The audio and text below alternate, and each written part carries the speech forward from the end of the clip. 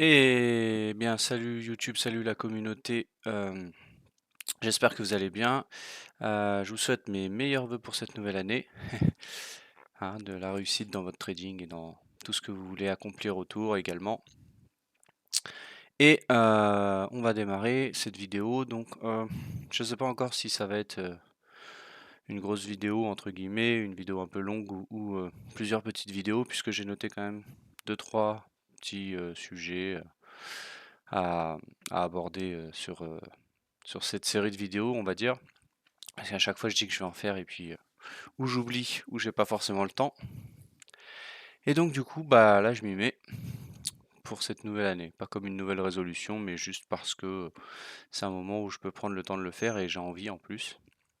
Donc voilà. Ok, alors je vais essayer de travailler avec deux écrans, mais sans que ce soit trop gênant. Donc ici, j'ai mon écran avec un de mes écrans avec Cantower.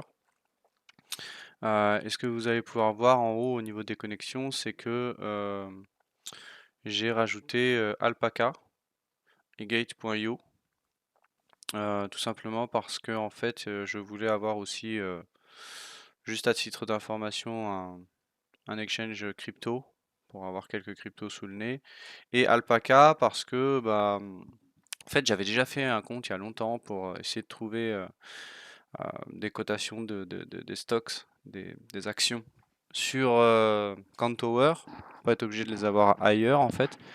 Je sais pas, j'avais jamais réussi à me connecter, ça avait bugué. Bon, j'avais laissé ça de côté. Puis hier, je discutais avec Berniev sur Cantower, sur le Discord de Cantower.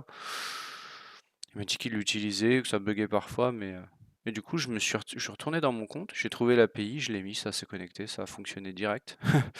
Donc peut-être que mon compte n'était pas finalisé ou je ne sais pas, mais dans tous les cas, là, ça fonctionne et on peut avoir pas mal de choses du coup sur Alpaca, sur un compte démo gratuit. Et du coup, bah, depuis le temps que j'avais créé ce compte, ça dure longtemps. Ça n'a pas de limite de temps parce que sinon ce serait périmé. J'allais refaire avec un Interactive Broker, mais je ne l'ai pas encore fait. Et je crois qu'ils m'ont désactivé mes cotations. Sûrement par manque de passage d'ordre. Je vais leur demander de réactiver, je vais retester, mais pour comparer un petit peu et peut-être des choses complémentaires, surtout les index, etc. Alors, donc déjà, je voulais faire un premier tour sur bah, l'update 1.142.1 du 2 janvier. Donc du coup, ils ont rajouté Gate.io. C'est pour ça que je l'ai rajouté, parce que j'avais déjà un compte chez eux. Donc voilà, je vais faire un petit tour très rapide parce que j'ai même pas fait attention à tout, puisqu'il y a des choses qui ne m'intéressaient pas, ou voilà, qui n'avaient pas forcément d'intérêt pour moi. Donc je vais pas tout passer en détail, mais on va regarder un petit peu. Donc en général, euh, toc, toc. Ah, j'ai bugué mais je vais me forcer parce que je suis une brêle en anglais et du coup je vais quand même me forcer, donc ça risque d'être un peu pénible pour vous. Alors, il y avait aussi autre chose que je voulais dire dans cette vidéo, avant qu'on passe à ça, c'est que parfois il y a des choses, je me rappelle plus forcément de chaque détail que j'ai dit dans chaque vidéo que j'ai fait, et du coup il se peut que je me répète. Donc pour ceux qui regardent les vidéos pour la première fois, c'est pas grave. Pour ceux qui les regardent et qui ont déjà vu celle d'avant et qui vont dire bah il a déjà dit ça ou il en a déjà parlé de ce sujet, peut-être moins en détail ou peut-être déjà la même chose. Bon bah je m'excuse auprès de vous si c'est redondant. J'espère que ça vous aidera à apprendre et à mieux retenir, mais voilà, du coup, c'est quelque chose que je suis sûr de faire, mais pour le coup, bref.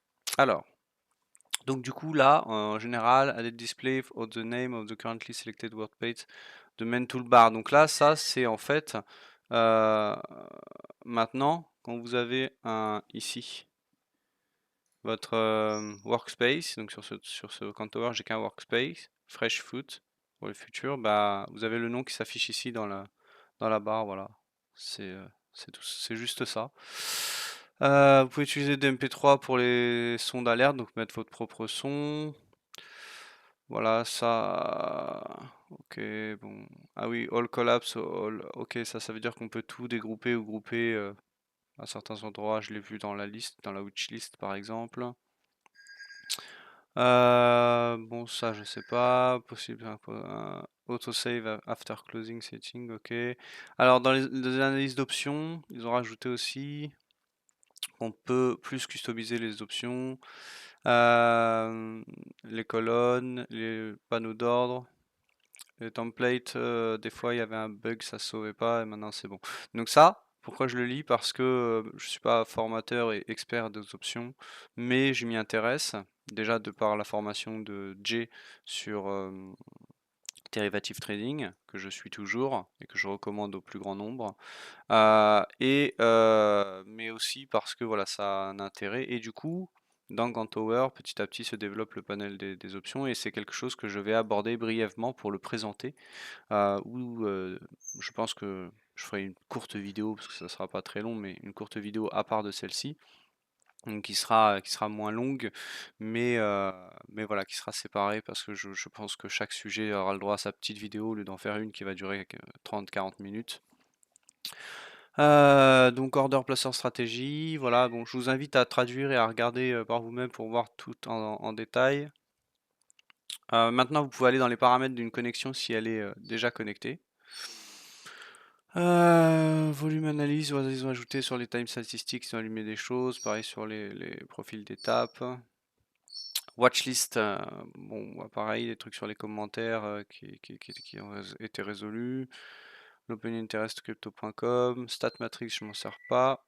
Des choses sur les dessins, voilà, on peut maintenant faire certaines choses. Chart panel, donc ça c'est sur le graphique. Bon, c'est des détails qui n'étaient pas forcément importants pour moi. Euh, des, des nouveaux indicateurs. Bon.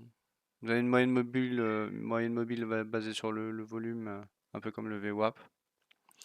DX8, le TPO, le DOM, donc tous les resets que tout le monde demandait depuis un moment là, sur les multi-DOM, etc. Ça a été rajouté.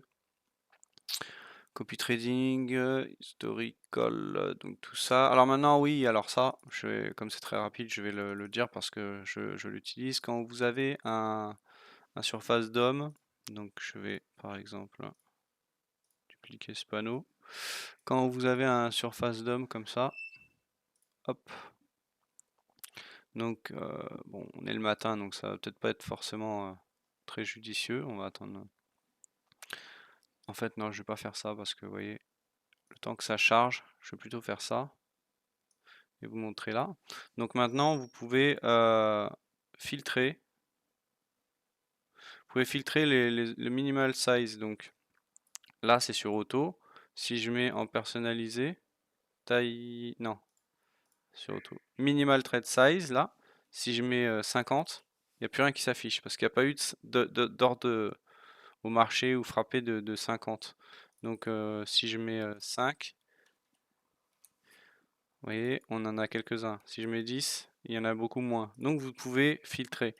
Hein, pour éviter d'avoir tous les petits ordres, par exemple, vous pouvez mettre ce filtre en place sur le surface DOM. Ok? Bon. Alors ça c'est pareil, je vais en parler ou à la suite de la page, je vais le montrer, mais vous pouvez maintenant risquer en dollars ou en pourcentage un paramètre de stop loss. Donc pour la gestion du risque sur les propres firmes par exemple, bah, c'est vachement cool. Etc. Puis après, c'est la résolution de bugs. Donc bon, voilà, on va pas prendre beaucoup plus de temps pour l'update. Si vous voulez voir tous les détails des chart panels, etc., vous allez sur le site de Cantower dans Release, Release Note, et vous allez voir toutes les mises à jour, donc à chaque fois la dernière en haut, ce qui va vous permettre de pouvoir justement tout traduire si vous le voulez et tout examiner au peigne fin. Chose que je ne ferai pas. Bon, alors la suite. Alors en fait, je vais passer une vidéo. Je pense que c'est mieux de séparer comme ça. Tout le monde ne veut pas voir la release, tout le monde ne veut peut-être pas voir le panneau d'options. Donc au lieu de tout mélanger, je vais faire plusieurs petites vidéos. Donc merci d'avoir regardé cette vidéo si vous l'avez regardée.